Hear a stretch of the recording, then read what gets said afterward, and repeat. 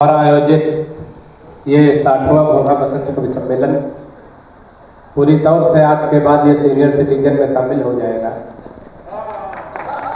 तो आपकी तालियों से मुझे अनुमति मिलनी चाहिए कि ये हास्य का अनुष्ठान प्रारंभ कर दिया जाए। हास्य रसावतार बेढा बनारसी सम्मान से सम्मानित हुए आपके लखनऊ जनपद का गौरव ही नहीं बल्कि पूरी देश दुनिया के गौरव आदरणीय राजेंद्र पंडित जी, जिनका सम्मान आप सबने किया।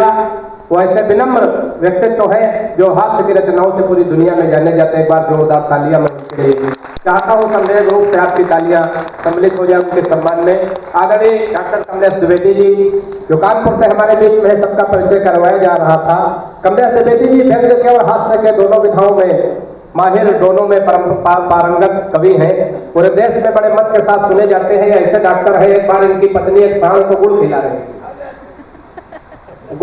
है। बड़ा मारू सांड था, कानपुर में 10-12 लोगों की हड्डियां तोड़ चुका है। तो सब कानपुर वाले मोहल्ले भर के लोग इकट्ठा हुए, बोले आप कमलेश द्विवेदी जी की पत्नी है? बोले हाँ। बोले आप तो एक कवि भी है, वो डॉक्टर भी है, तो आप जो है सांड को के गुड़ खिला रही है, तो कई लोगों की हड्डियां तोड़ चुका है। इनकी पत्नी बोली कि हमारे पति का हड्डी का अस्पताल है। तालियां जोरदार आती है अगर आप बढ़िया से शुरू करते हैं। आदरणीय अशोक बेसरम जी यहाँ वोकल का संचालक है, वहाँ बेसरम भी है। तो एक बार जोरदार तालियां बहुत श्रेष्ठ हास्य के कलाकार अशोक बेसरम जी के लिए। समीर शुक्ला जी, अमित अनपढ़ जी, अमित तोमर जी और सबसे किनारे जो है 150 ग्राम का वजन नर कंकाल, ये कहते हैं कि हमारी हड्डियों से वज्र बनाया जाएगा। तो मैं तो कहता हूँ एक ऐसी हड्डी निकाल के दिखाओ जिससे वज्र बन सके। संख्या बढ़ेगा, मैं बार-बार श्याम कह रहे थे, बड़ा सुंदर आयोजन वो करते हैं, बड़ी मेहनत करते हैं इस कार्यक्रम के लिए। बार-बार वो कह रहे थे कि संख्या कम है कोरोना की वजह से। संख्या बिल्कुल कम नहीं है। राहत इंदौरी जी कही देते, 2 पंक्तियां कही थी शिवाजी जी, 2 पंक्तियां सुनिएगा, यहीं से थोड़ा मन बना दीजिएगा।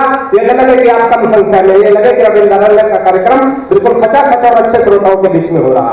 राहत इंदौरी ने कहीं 2 पंक्तियां लिखी थी कि जंग में एक और कमी रह गई है। इस मंच पे सब कुछ सारी औपचारिकताएं हो गई, लेकिन एक विशेष जो जरूरी बात है वो रह गई।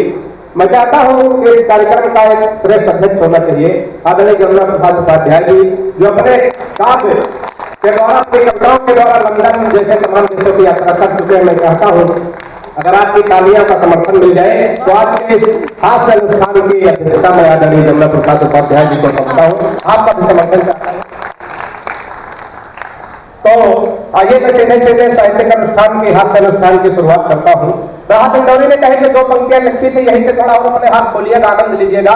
पुलिस विभाग के भी कुछ लोग हमारे हैं, कुछ बहने हैं, कुछ भाई भी बैठे हैं। एक बार ऐसे कवि सम्मेलन हो रहा था तो वहाँ तमाम पुलिस वाले थे। तो पूछा हमने कहा भाई साहब ये कवि सम्मेलन है, इसमें पुलिस वाले? बोले इसलिए कि श्रोता न भाग जाए। तो हमने कहा अच्छी बात है, लेकिन ये महिला पुलिस? बोले कहीं पुलिस वाले न भाग जाए। एक बार तालियां तरह से आप थोड़ी शुरुआत अच्छी कर देंगे तो कार्यक्रम अच्छा होगा। राहत साहब ने कहीं पे 2 पंक्तियां लिखी थी कि जंग में कागजी अफराज से क्या होता है, जंग में कागजी अफराज से क्या होता है, और हिम्मतें लड़ती हैं तादाद से क्या। जहाँ साहित्य को, कविता को समझने वाले अच्छे लोग हो वहाँ संख्या बदलवाने नहीं रखता। मैं चाहूँगा राजेंद्र भैया इस कवि सम्मेलन की शुरुआत यहाँ से कर सकता हूँ। व्यंग्य की कुछ पंक्तियां देता हूँ, बात पहुंचे, थोड़ा तालियों को गलत तो बढ़ाना और आनंद लेना। किसी ने 4 पंक्तियां लिखी कि कुछ महीने हो गए हैं अमित भाई, कुछ महीने हो गए हैं बंद है हम पर मटन, कुछ महीने हो गए हैं बंद है हम पर मटन, दावतों में खा रहे हैं भिंडियां अहले सुल्तान। तालियां तो अगले पंक्तियों पे और जोरदार देखना चाहता हूँ। कुछ महीने हो गए हैं बंद है हम पर मटन, दावतों में खा रहे हैं भिंडियां अहले सुकन, और खाके घुइयां क्या दिखाएं शायरी का बागपन, खाके घुइयां क्या दिखाएं शायरी का बागपन, सूख के पालक का पत्ता हो गए हैं गुलबदन, सूख का पालक का पत्ता हो गए हैं गुलबदन, और नफरतों की भीड़ में देखो तो क्या क्या खो गया, नफरतों की भीड़ में देखो तो क्या क्या खो गया, सब्जियां हिंदू हुई बकरा मुसलमान हो। आपकी जोरदार तालियां आनी चाहिए। आइए, हमारी परंपरा रही है कि हम लोग कोई साहित्यिक अनुष्ठान करते हैं तो अपनी आराध्य देवी से, उनकी वंदना से साहित्यिक अनुष्ठान का शुरुआत करते हैं। आइए मैं मां सरस्वती के चरणों में प्रणाम निवेदित करता हूं, और जो भी कवि आएगा वो भी वंदना भी कर लेगा और कविता भी कर लेगा। तो आइए, मैं चाहता हूं पहले कवि के रूप में हमारे मंच में जितने भी रचनाकार हैं सब अपने अपने फन के माहिर हैं। मैं कवियों से भी एक निवेदन करता हूं, उम्र में मैं सबसे छोटा हूं और ये बड़ी जिम्मेदारी मुझे दी गई है, लेकिन अगर आप सबकी भी अनुमति मिल जाए, आप सबका समर्थन मिल जाए तो प्रथम चक्र में 10 से 15 मिनट तक हम लोग काव्य पाठ करेंगे, है ना दादा? तो आप सबका भी समर्थन चाहता हूं। तो आइए मैं सीधे सीधे एक ऐसे श्रेष्ठ रचनाकार को आमंत्रित करता हूं जिनसे मैं खुद पहली बार मिल रहा हूं, भाई अमित तोमर जी, जो हमारे बीच में कानपुर से बहुत अच्छे रचनाकार हैं। ये पढ़ने जाते थे तो इनके पिताजी पीछे से देखने जाते थे कि लड़का पढ़ता कोई दूसरा भी काम करता।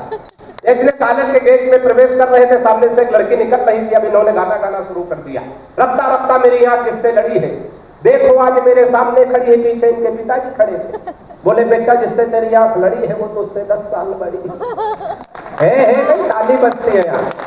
जिससे तेरी आंख लड़ी है वो तो उससे 10 साल बड़ी है, और तेरे लिए नहीं बेटा मेरे लिए खड़ी। आपके जोरदार तालियां मस्जिद करें भाई अमित तोमर कानपुर भाई।